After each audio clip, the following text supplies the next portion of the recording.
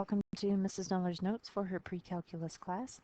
These are the notes for section 14.5, day 1, entitled Descriptive Statistics.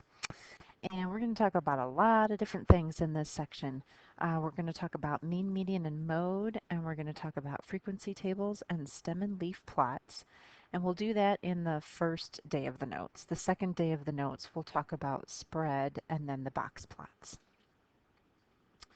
So just as I'm sure you're aware, the world's filled with all different kinds of data, weather, economics, health, medical, political, etc. And all of the things that data sets describe are called individuals. So individuals can be people, trees, buildings, etc. And then the property or the characteristic of the individual that's described by the data is called a variable. So in this chapter, we study one variable, data. Now, the data usually consists of thousands or even millions of numbers, and the first goal of statistics is to describe such huge sets of data in simpler ways. So a summary statistic is a single number that summarizes some property of the data. So, for example, the average of a data set is a single number that tells us where the center of the data lies.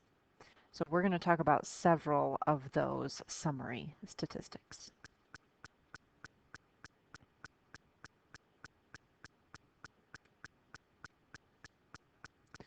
Okay, so we're going to talk about mean, median, and mode. And one way to make sense of data is to find a typical number or the center of the data. So this is called a measure of central tendency.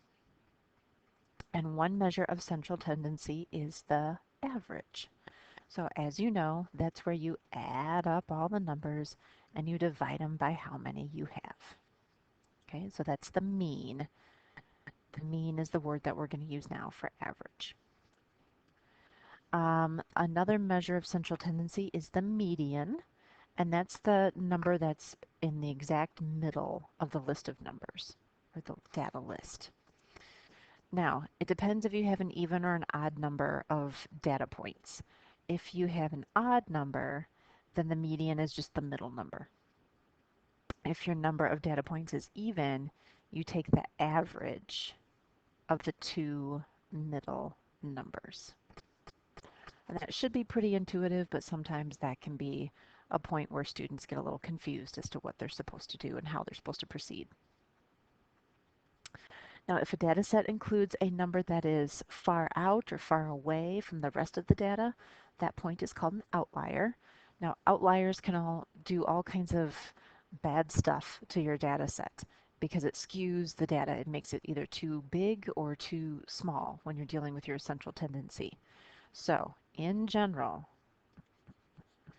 when the data set has an outlier, the median is a better indicator of central tendency than the mean.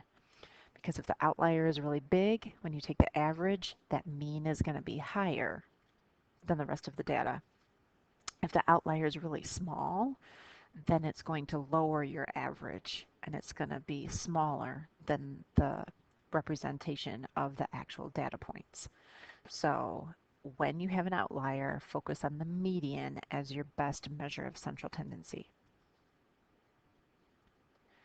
Okay, so for our first example here, which is really example 3 out of the book, the following table gives a selling price of houses sold in 2007 in a small coastal California town. So we want to find the mean house price or the average house price. Okay, so that means we would have to add up all of our prices and then divide by 1, 2, 3, 4, 5, 6. Okay, so for part A, when you add those up, now they're all in thousands. So if you want to save yourself a little bit of work, let me go to the next page here. Just add up the thousands. So we have 210, and then we'd have 230, and 245,000, and 255,000, and 260,000, and now the 1 million is really 1,800,000. Okay. Now notice that I put them in order here as well. So you can add those all up and then divide by 6. And we would actually get 3,000 divided by 6, which is going to be 500. Now this is 500,000. So our mean is going to be, whoop, 500,000 dollars. Okay, so find the median house price. Now the median is the one that's going to be in the middle. Now for part A, I did put them all in order as I was adding them up, and that's just a good habit to do when you're dealing with central tendency. Just put the list of information, the list of all the data points in order, in increasing order from smallest to biggest. Okay, you don't have to add them up in that order necessarily, but it's good just to list them out. Okay, because now that they're all listed in order, I can see that my two middle numbers are going to be here and here. It's the 245 and the 255,000. So I would have to add those up and divide by 2. I'd have to get a true average here. So that would be 250. And again, remember that's 1,000. So that'll be 250,000. Okay, so that would be the value that would be right in the middle. Now, if I had an odd number of houses, if I had one more or one less, it would be the actual middle number. Part C says that the house on Ocean Avenue is resold the same year for $2,400,000. My goodness. Okay, so this one right here then, the one on Ocean Avenue gets resold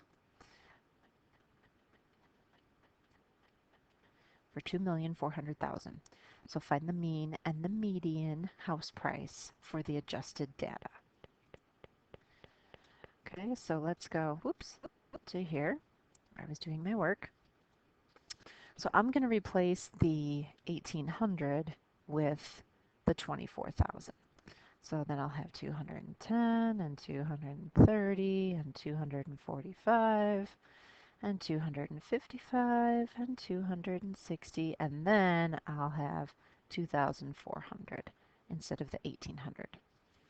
Add that up, divide by 6. When I add those, I should get 3,600 over 6, so that's going to be 600,000 now. Okay, so that changes my value quite a bit, an extra 100,000. And then if I want to find my median, so this was my mean, but I also have to find my median. So I'm going to go back and I'm going to look at my numbers here. And again, the two in the middle are exactly the same. Okay, so my outlier was here at the end. So the two in the middle are the same. So I would still add them up and divide by 2. I'm going to get exactly the same thing that I had for B. Okay, so my median now is going to be the same value, $250,000. So it didn't matter for this neighborhood that that one house got sold for more because the average price is still the same, or sorry, the median price is still the same.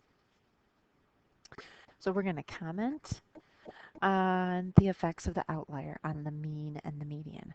So it increases the mean, but the median best represents the data as a whole because it doesn't change.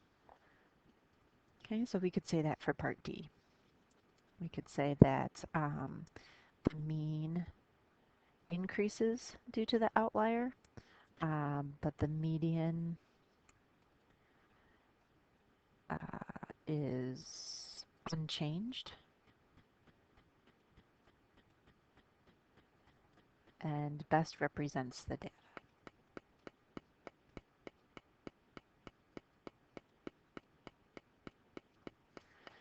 Okay, so when you get to a point where you're buying or selling houses, or maybe you already know this, you'll talk about comps, comparison houses, and this is basically what realtors do. They look for houses in your area that are close to the type of house you have, and they see if they can find the average and the mean prices of the houses in the neighborhood, and then therefore give you an estimated value of your house. Okay? So this stuff is very real world. Now our other measure of central tendency is the mode. The mode of a data set is a summary statistic that is usually less informative than the mean or the median. Oh, the poor mode. But he has the advantage of not being limited to numerical data. So the mode is basically the number that appears the most often. Appears most often. And sometimes you can have more than one mode. Sometimes you can have no mode. So you could have 0, or you could have 1, or you could have 2, or you could have even more than that. Okay? So it's okay if you don't have a mode. Sometimes students get uh, concerned if they don't have a mode for their data set, and that's okay. Sometimes you don't have one. Okay, so for example here, we have the mode of the non-numerical data consisting of the Korean last name of Kim. Because remember in our definition here for mode, it said that it has the advantage of not being limited to numerical data. So here they're talking about last names. And the mode of the data set here is 1, 1, 2, 2, 2, 3, 5, 8. That's our data set. And that's the number 2. It's going to be the mode because 2 appears most often. So we have 3 2s. But if we look at this data set, 1, 2, 2, 3, 5, 5, 8, it actually has 2 modes. The 2 appears twice and the 5 appears twice. Everything else just appears once. Okay, so this is when a data set has 2 modes, so that's called bimodal. And then here, like I mentioned, it's okay to have no mode. Here, 1, 2, 4, 5, 7, 8, none of those numbers appear most often, so you would just say that the data set has no mode, and that's okay. Okay, now the last concept is how we're going to organize data using frequency tables and stem plots or stem and leaf plots. And you should have talked about those in middle school and in algebra. But sometimes listing the data in a special way can help us get useful information about the data. And two such methods are doing frequency tables and stem plots or stem and leaf plots. Now, frequency table for a set of data is a table that includes each different data point and the number of times that the point occurs in the data. So it's kind of like doing little tally marks. So the mode is most easily determined from a frequency table because you're counting how many times a certain data point appears. So for example 4 here, the scores obtained by the students in an algebra class on a 5-question quiz are given in the following frequency table. Find the mean, median, and mode of the scores. Okay. So if we're dealing with our scores here, we have 5, 4, 3, 2, 1, and 0. And then we have 16 that got a score of 5, and 4 that got a score of 32, 3 that got a score of 5, 2 that got a score, or 5 that got a score of 2, 3 that got a score of 1, and 3 that got a score of 0. So what we're going to have to do then is we're going to, if we're going to find our mean, okay, we need the average score, so we have to count everybody's score. So I'm going to have to take 5 times 16 and get 80. I'm going to have to take 4 times 8 and get 32. 3 times 5 would be 15. 2 times 5 is 10.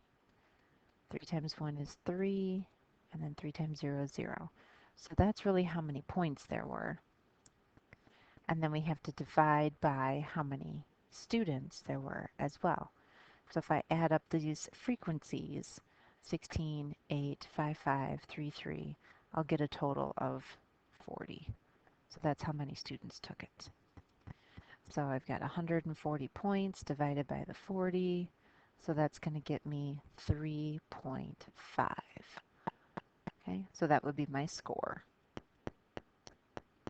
That's your average score. And if it's on a 5-point quiz, okay, so then your median, remember that's the number that's right in the middle. So here we would have to actually list them out probably, or think of a way to kind of find the middle number. I've got 16 that are a score of 5. So let's see, that would be 6 and 5, that's 11, and then another 5, that's going to be 16. So kind of if I like, chop off these 16 at the top and chop off these at the bottom, that's another 16. So then I'm going to have my middle score is going to fall in this range here, this group of 8. Okay, now really, if I had those 8 that were 4s, 1, 2, 3, 4, 5, 6, 7, and 8, the middle 2, because I have an even number, I would have to take an average of. So I'd have to take 4 plus 4, which is 8, divided by 2, which is 4. So my median is going to be 4.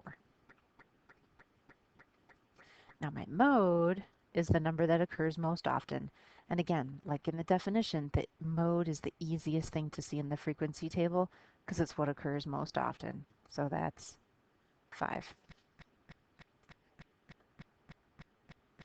Okay. Now a stem and leaf plot organizes data by using the digits of the numbers. So each number in the data is written as a stem consisting of the leftmost digits and a leaf consisting of the rightmost digits. So you can kind of break it down into like tens and then the ones digits. So you'll have like all the 40s. So the 40 would be your stem, and then you'd have like a 41, 42, 44, 44, 46, 47, 49, 49, 49. So then all the ones digits get listed off to the side as the leaves. The numbers with the same stem are grouped together in a row with the stem written only once. So we're going to take a look at that in this next example here. A country swim club records the times in seconds for the 50-yard freestyle swim event. So this is the times for all of those swimmers and their freestyles. So we're going to make a stem and leaf plot, and then we're going to find the median and the mode using the stem plot. Okay. So first thing we need to do is we really need to use this table to kind of organize our data. And you can see that I've got scores mostly in the 40s, but I have a 39. And I don't have any in the 50s. So let's see, my highest value is going to be a 46. I have some 46s here. So for my stems, I'm probably going to start with a 39 and go up to 46. And it's convenient that it's decimals because we can make everything to the left of the decimal be the stem and everything to the right be the leaf. So that's pretty convenient for this example. But how we set this up is it's kind of like a XY table, but you have your stem and then you have your leaf. And we are going to start at 39 point something, and then we'll go to 40, 41, 42, 43, 44, 45, and we had to go all the way up to 46. We didn't have anything that went beyond 46.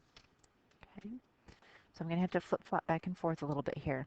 My 39 value is 39.5, and I'm going to kind of cross these off as I go. So, oops. So now I'll have a 39, and then my leaf will be the 5. For my 40s, let's see. I have a 40.2 and a 40.5. So then here I'll have a 2 and a 5. Now when you're doing your leaves, you want to keep them all lined up in nice neat columns as we go across. Okay, for the 41s now, I have several of these. I have a 1 and a 1 and a 5. So if they repeat, we're going to count them. So here I'll have a 1 and a 1 and a 5. But I want to put them in order from smallest to biggest. The 42s, I have a lot of 42s. I've got an 8 and a 7. So I've got the 8 and the 7. I've got the 9. There's another 7. And there's another 7. So I'm going to have 3 7s. So I'm going to have 42.7, 7, 7, and then I had the 8 and the 9. Okay, and then for the 43s, I have a few of those. I have a 3 and a 1 and a 6. So as you start to complete this, it's easier to see what's left and how to organize it. When you first start, it seems like there's a lot of data, but then as you start crossing it off, you can see it's very easy to see what's left. So next is 44s, but I don't have any 44s or 45s. The only thing left are my 46s. So I have the 7 and the 2. So then I'll go down here, 2 and 7. And since I didn't have any 45 or 44, I'm going to leave those blank. You don't have to put zeros there. If you did put a 0 there, that would mean you'd have 44.0. So the last thing we need to do then, before we walk away from our stem and leaf plot, is that we need to make a key. And a key tells readers what this stuff means. Because we don't know if this is 395 or 39,500. We don't know what this means. So we need to make a little key. And usually you use one of the first values or a value somewhere in your plot. So my key then, I would say that the 39 line 5 means 39.5. So basically you just write out what it means. But you have to have a key so that other mathematicians can look at this and understand your data. Now the other thing we had to do for part B was we had to find the median and the mode. Okay, now to find the median, that's going to be our middle number. So, whoops. So if I look at my stem and leaf plot now, it's pretty easy to see my middle number. Okay, here I've got 1, 2, and I could chop off these 2. In class, this will be a little bit easier to demonstrate. I really don't want to draw on top of this because then it'll look messy. But in class, I'll be able to cover things up with my fingers here. So I have 1, 2, 3, 4, 5, 6, 7, 8, 9, 10, 11, 12, 13, 14, 15, 16. So I have 16 data points. So that means I need the 2 in the middle. So here I've got 3, here I've got 5 that I've got to cut off. So there's another 5 right here. Okay, so then basically the 5 and the 9 get cut off, and then the 7 and the 8 get cut off. So the 7 and the 7 should be my 2 middle ones. So then I would take the 42.7 and the 42.7, and I would add them up and divide by 2, and that'll get me 42.7. Okay, so that's going to be my median. So it's nice when the middle number is the average of the same numbers. And then my mode is the number that occurs most often. And again, I can see that pretty easily by looking at the stem and leaf plot. Right here I have a lot of these 7s. So that 42.7, that's also going to be my mode. Now sometimes that happens, oops, that the same number is your median and your mode. That's okay. That happens from time to time. And you can have your average be the same as your median or your mode as well. Okay.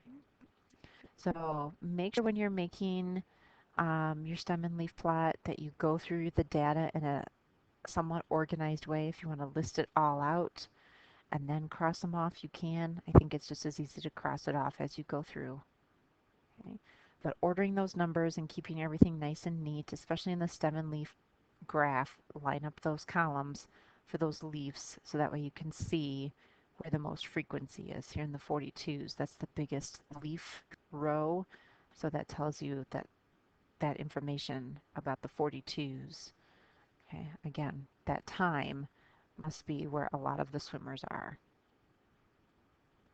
Okay, so there's the nice book graph of the stem and leaf plot, and they have their key as well. Okay, all right, so there's your homework for tonight.